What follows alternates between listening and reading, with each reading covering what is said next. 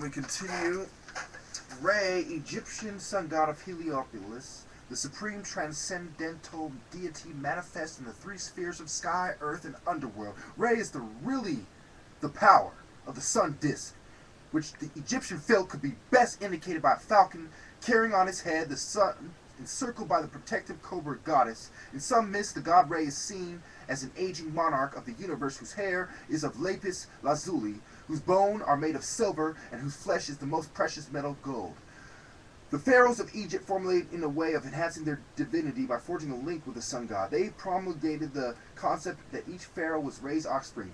Pyramids of the layered style, such as the king of Zoser, 2630 to 2611 BC. So, by the Egyptians who started the Babylonian religion are worshipping Re, and Zoser is talking about this type of stuff to his people over in Babylon, and Lil and Enki and Utu and Nanar are being worshipped. Now we go on. So, it separates them. They're not Middle Easterner. They're not Arab. The Arabs on the Arabian Peninsula. The Chinese are in the Yellow River. You got the Indians in the Indus Valley Civilization, and so on. And we continue. Re as creator god could be visualized as emerging out of the primeval water within a primordial lotus flower, which opened up to reveal the newly born sun god. The tears of the sun god fell to earth, and from them sprang the human race. Described in most elevated texts as the cattle of Re, at night the sun god traveled in a boat through the underworld, bringing life and light to the god and goddesses there. He was depicted as a ram-headed god whose distinctive epithet is flesh of Re, having journeyed the 12 hours of night through the gates and taverns, past lakes of fire and lethal serpents. The sun god was born again into dawn sky. Notice the reference to the ram head. It's also shown in my video where I take you on a tour through Egypt. We go on. Romulus and Remus, check them out yourself. Sekhmet, I'm going to go through Sekhmet, Serapis, and Anubis Set. And I wish I could read the whole book to you because it's great. But again, buy the book. Also has Joseph Campbell in it. Who's I may not agree with him with everything he says, but he's a very profound researcher. Anyway, Sekhmet, Egyptian lion goddess of Memphis, very familiar in her form of a graceful female body with leonine head superimposed. Her name meant the powerful one and admirably suited for ferocious nature. The sun disk which she wore on her head emphasized the fact that her immense power derived from her being the daughter of the sun god Re. There is one particular myth attesting to her bloodthirsty character. The sun god Re was suspicious that men were plotting to overthrow his rule and send his avenging eye down to Egypt.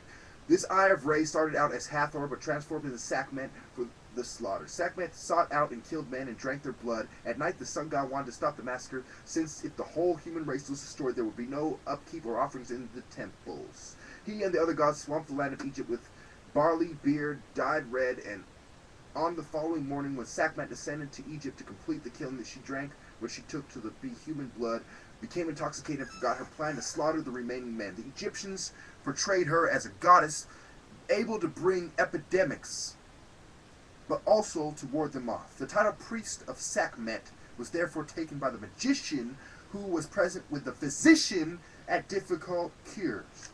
At Memphis, Sekhmet was seen as the consort of the creator god Ptah and the mother of the divine child of Memphis Triad, the lotus god Nefertum. Her correlation with the goddess Mut of Thebes led to vast numbers of granite statues of Sekhmet being dedicated during the reign of Amenhotep III, 1391 to 1353 BC. The Mut sanctuary at Karnak, in these statues the goddess is seated or standing holding the papyrus scepter of Lower Egypt. Go on to Serapis. Serapis, a god in the early Ptolemaic period, early Ptolemaic period, shortly after 300 BCE, from existing Egyptian and Greek deities to symbolize the synthesis of the two cultures that the new Greek rulers of Egypt hoped would occur.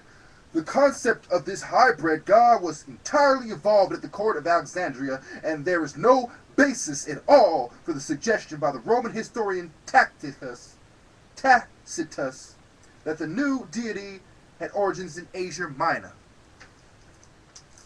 The Serapeum at Alexandria was regarded as one of the wonders of the ancient world and drew pilgrims from far and wide in search of miraculous cures from Serapis in his aspect of healer. I'll show you this picture of Serapis. This is what I showed you before. It's the original. It's kind of like a Socrates mixed with Jesus. Socrates evolving into Jesus in a way.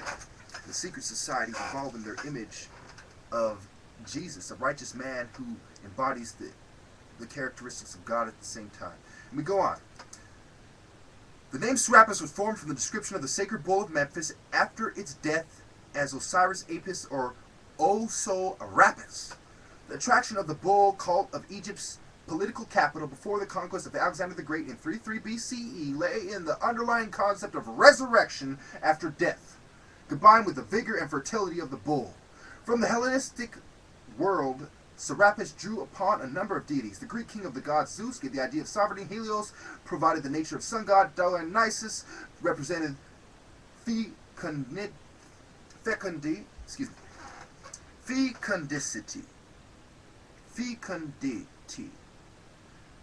Asclepius endowed the new deity with powers of medical healing, and Hades connected Serapis with a notion of the Greek underworld. The iconography of Serapis is totally Hellenistic, representing the god as a bearded man with the symbol of agricultural prosperity on his head. Serapis became the consort of the goddess Isis in the Mediterranean world, as in the precinct of the foreign gods on the island of Delos.